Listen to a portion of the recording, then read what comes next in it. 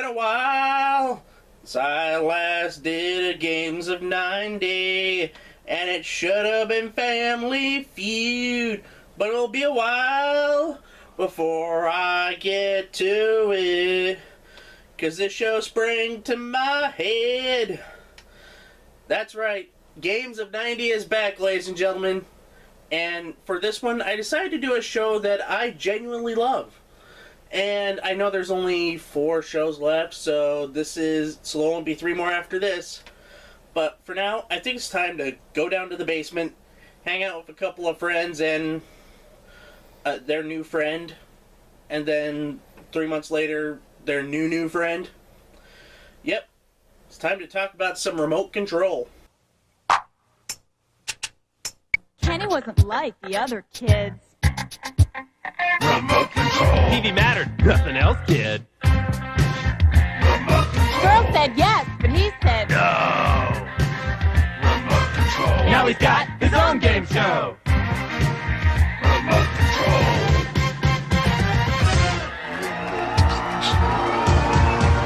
Remote Control was a massive hit when it debuted in 1987. Irreverent, funny, and overall entertaining. The show had it all. What it also had was great chemistry with the core group. Ken Ober, the host, Colin Quinn, the announcer, Steve Trickus, the musician, and the hostess, who most famously was Kari Wuhrer.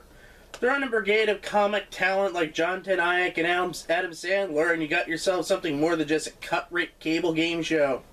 It was truly an experience. And the peak of this, I would say, would be Season 3, when the show moved from New York to Orlando. They'd be at the Disney MGM, because Orlando at the time was meant to be like Hollywood East. Like Universal Studios was being built around the same time, and a lot of stuff was happening at Disney MGM. So, after Season 3, what happened to all of the cast and crew who, well, let's just say were getting high on the fame?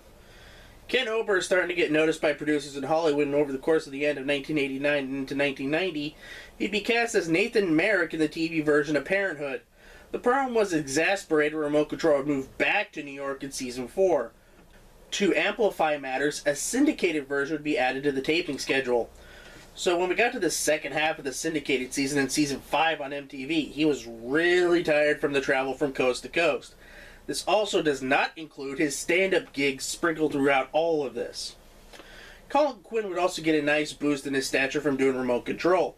In 1988, he'd be cast in a few movies, most notably Crocodile Dundee 2. In 1989, along with his stand-up gigs, he'd be a VJ for MTV and a star in his own music video Going Back to Brooklyn. So moving back to New York was kind of a boon for Colin. Steve Trickus was a stage manager for MTV and continued doing those roles during this time period. If there was a studio-based show in New York for MTV or in Orlando, Steve was the guy helping run things on the floor. So he had a full plate going as well, but the question remains, what happened to Kari Wuhrer? Well, Kari would leave the show because she got so many offers to do TV or movies in Florida that she wanted to stay. Oh yeah, that thing I mentioned earlier. When the show moved from New York to Orlando in Season 3, she had to uproot everything to do the show. When the producers decided to move the show back to New York for Season 4, she didn't go with. So we had to find a replacement. According to the intros during a big Remote Control marathon to hype up the new season, they bought a new co-host off the home shopping zone, and we got the new hostess in Alicia Coppola. Alicia Coppola took over the Kari role in Season 4. It should also come as no surprise that her role was drastically cut back in the season. Stuff that Kari did in Season 3, like revealing the board and survey says, or doing the questions on the soaps category, or Kari's condensed classics, were all given to new characters, leaving her to dance while Colin did sing-along, or join him in doing Remote Control Playhouse and reading the prize list. Aside from that, she just sat there and didn't do much of anything. It seemed to me that after they hired Alicia and ran through some of the game and sketches, it didn't really pan out. She stuck around for the one MTV season in the first half of the syndicated run, and she would be replaced by another co-host. Susan Ashley would be the last co-host on the show and had a good rapport with Ken and Colin, but kind of that was it. Everything that Alicia did, Susan did better. She helped out with more background stuff with Colin besides dancing. Heck, I remember her mimicking music videos with Ken while Colin sang the song in the video. She wanted to be there and enjoy her time more than Alicia did. All the changeover that happened because of Kari's departure was a bit disheartening. Kari was a massive draw for the show and was kind of impossible to replace. and her departure made a big disappointment for a lot of hardcore remote control fans out there. But on the bright side, her departure led to some future stars coming into the fold. Or should I just say, a big future star. Only singular. I'm sorry, I can't lie about that. The rest were just bit players who didn't amount to anything else. The biggest name to make his presence felt in the last 2 seasons is Denis Leary. He'd be known on the show for Gunther's Animal Kingdom, where he'd play a crazed animal trainer. He would also be the ghost of Andy Warhol. And finally, his best role as Quinn's Bretta, where he and Colin would argue over a wrong answer and Ken had to break it up. It was great stuff. Other staffers get on the act as well, but it honestly just wasn't the same. I should also talk about the game, but it didn't change much. There were still the 9 channels with 3 questions, and each were 5, 10, 15 in round 1 and 10, 20, 30 in round 2. Starting in Season 4 in the syndicated run, some tweaks were made. The special categories like Sing Along with Colin and Fairy Pixie Corner were cut down from 3 questions to 2, or 10, 15, or 20, 30, depending on the round. This is also the case because some of the special questions had longer intros, like the revamped Survey Says, aka Casey's Big Poll, where John Tenayek did a Casey Kasem impersonation and revealed his board with a big, burly staffer in drag. Yeah, that's something Alicia or Susan could have done. The format on MTV didn't change until Susan took over for Alicia, so we'll talk about the syndicated changes to the format, of which the only change was the bonus game. Instead of the monolith of TV monitors playing music videos, there's a circle of monitors and the contestant is strapped to a wheel in the middle with the contestant's head acting as a pointer dubbed the Wheel of Jeopardy. Ken gives the subject, which is sometimes who played what or who was on what show or something like that. Each correct answer nets a prize to the corresponding question, and the monitor that numbered question represents becomes a grand prize monitor. For example, the number 5 question gets the number 5 prize, with the 10th prize being something big like a scooter or a motorcycle or a trip. After all 10 questions are asked, the wheel is stopped. If the head of the contestant lands on a monitor that says grand prize, they wind up getting the grand prize, which in the syndicated version was a motorcycle or a car, depending on the budget. As a bonus game, it made sense with the weird send-up nature of the show. The name itself is proof of such, and reminds me of something you'd only see in Japanese game shows. It's also a better connect to the core game than the Kraft Bannock bonus round was. When Susan Ashley took over, things started to change on both versions.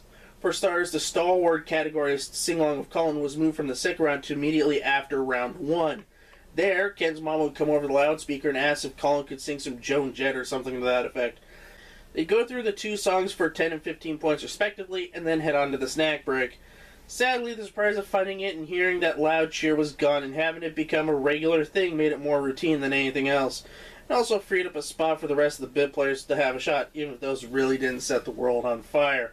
I'm looking at you, Mighty Joe Franklin.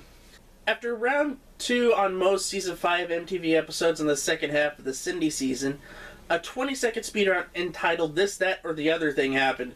Quite simply, Ken reads an item and the contestants have to guess which of the 3 subjects it falls under. Each correct answer is worth 10 points and low scores eliminated. Then, Ken reads a long-form question. The contestants have 20 seconds to figure out the answer and wager some or all of their points on which answer is the right one. Whoever had the most points wins. Season 5 of MTV also changed up the bonus game. In this case, they used the wheel from the Cindy version. It had 2 monitors that played music videos one at a time. Each correct answer is worth a prize, and getting all 9 in 40 seconds gets the grand prize. The big challenge is that the contestant is being spun in what is said to be 33 1/3 RPMs by Colin and an unknown staffer like you'd see on a turntable. One thing is that the contestant had headphones on, so they'd be able to listen to the music. To be honest, they look cheap and flimsy like you'd see on a Walkman. I never got the reasoning behind the changeover from the Craftmatic to this. Maybe they wanted some similarity between the Cindy version and the MTV version, but the endgame was fair enough to begin with. To be fair, it just felt like change for the sake of change. The MTV version had its own identity, and so did the syndicated version. Trying to merge the 2 different games into one didn't work, and changing from the videos that quickly probably resulted in hooking up lots of machines, so it wasn't that practical of a bonus game, unlike the Cindy one or the Craftmatic, which looked right behind that big monitor monolith. With all of these changes looking like a desperate attempt to stay fresh and hip, and with Ken Ober feeling like he wanted to be anywhere else, due to be flat tired from the travel and taping schedules of both Remote Control and Parenthood, it felt like a hollow shell of what it once was. Most of the audience of the show had been ready to move on, and everyone did, as the syndicated version was canceled in the September of 1989, and the MTV version was canceled in December.